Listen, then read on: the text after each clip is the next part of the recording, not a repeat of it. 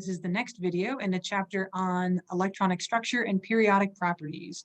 We just talked about electron transitions in the new Bohr model of the atom, how electrons can be excited to higher energy orbits or how they can decay to lower energy orbits. But we didn't talk about how much energy specifically they have. So we're going to talk about the Rydberg equation in this video to tell us how much energy those transitions involve. So the Rydberg equation defines the size of those energy differences. But atoms with multiple electrons and multiple protons start to get really difficult to model mathematically. So this particular equation is only for the hydrogen atom. So one electron, one proton, that's it. That's the only stuff inside of the atom.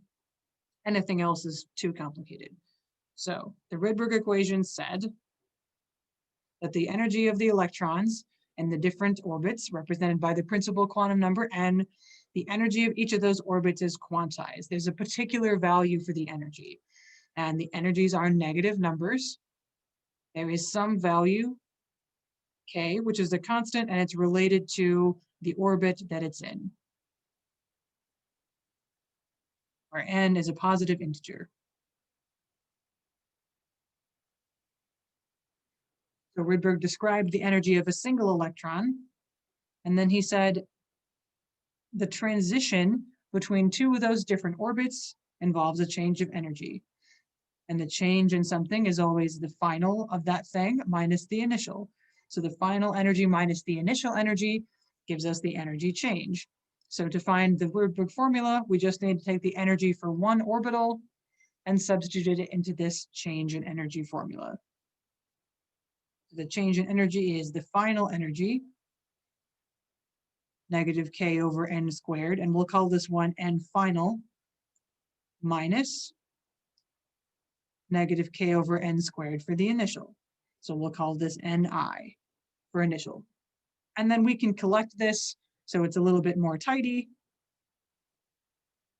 We can factor out a negative k.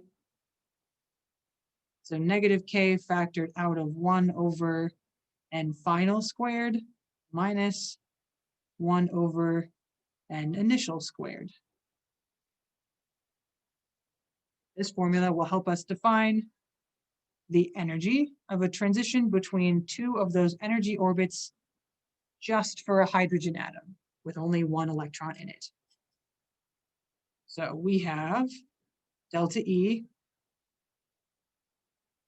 the change in energy of an electron, because we promised we would talk about electrons. And energy is reported in joules. We have K. K is the Rydberg constant.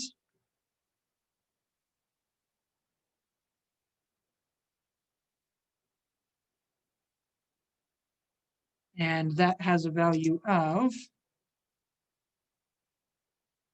2.179 times 10 to the negative 18th joules. And then these n values, those are going to be the final and the initial principal quantum numbers, the numbers that indicate what level of energy the orbital has.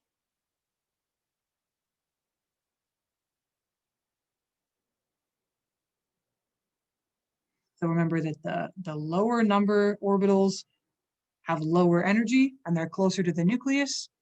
The higher numbered energy orbitals are farther from the nucleus and they have higher energy.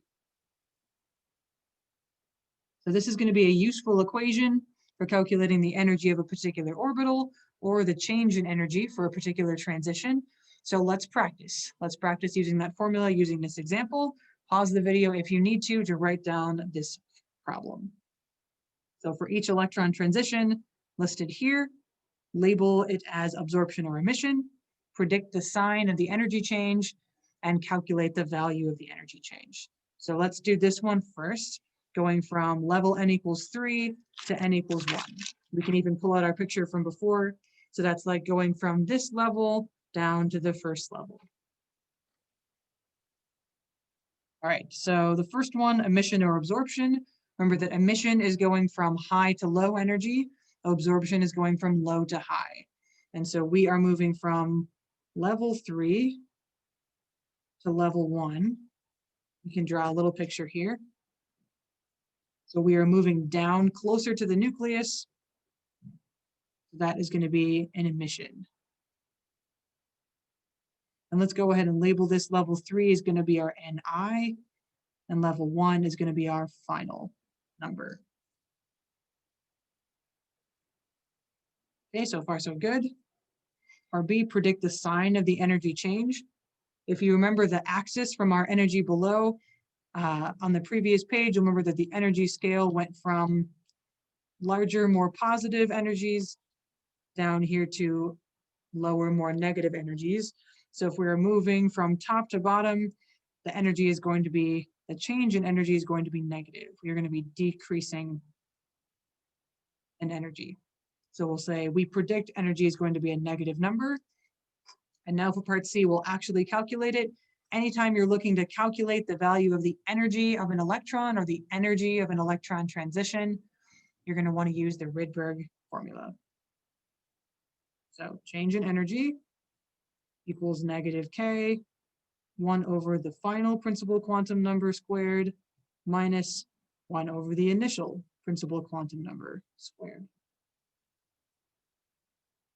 We've got negative K is a constant, 2.179 times 10 to the negative 18 joules. And then for this, our final principal quantum number was 1. That's where we ended. And our initial N was 3. That was where we started. It's really easy to get these numbers mixed up and to get these backwards and to get the sign of delta E backwards. So that's why I like to predict the sign at the beginning, just to make sure that I'm doing the math correctly by the end. So this should be the constants times 1 minus 1/9 or 8/9. So when you type this into your calculator, you should end up with a negative number, 1.937 times 10 to the negative 18th joules for that transition. So the hydrogen atom going from level 3 to level 1 is a negative energy change because it's an emission, and that it's about 1 times 10 to the negative 18th joules size. So go ahead and do this other one on your own if you'd like to test yourself. So we're going from level 2 to level 4. So we'll draw a little picture to help us picture what's going on. We are starting at level 2 and we are moving to level 4. So we are moving up. So our initial level is 2 and our final level is 4. So this is going to be an absorption, or an excitation is another appropriate word to use here. We're absorbing energy, we're absorbing a photon. And since we're moving up on this scale, and energy also is higher towards the top, we predict that the change in energy is going to be greater than 0. Absorptions always have positive energy changes associated with them, and emissions have negative. And I do not seem to have left room for part C, so I'm going to put it down here. Okay, so we're going to use the Rydberg formula to find the energy of this change. So delta E equals negative K, 1 over the final N squared minus 1 over the initial N squared. So negative Rydberg constant, 2.179, 10 to the negative 18th joules. 1 over our final N was the 4, that's where we ended. And our initial N was the 2. We started at the 2. So it's going to be 1 over 16 minus 1 over 4, which is going to be a negative number. Multiplied by that negative sign should give us positive, just as this smudge positive sign says here. And the calculator should tell you that the change in energy was positive 4.086 times 10 to the negative 19th joules. We can see that this number is slightly smaller in size than the last number, so that was a lower energy transition than our first emission. So that sums up everything you need to know about the quantization of energy and the energy of electron orbitals as of 1913 for model.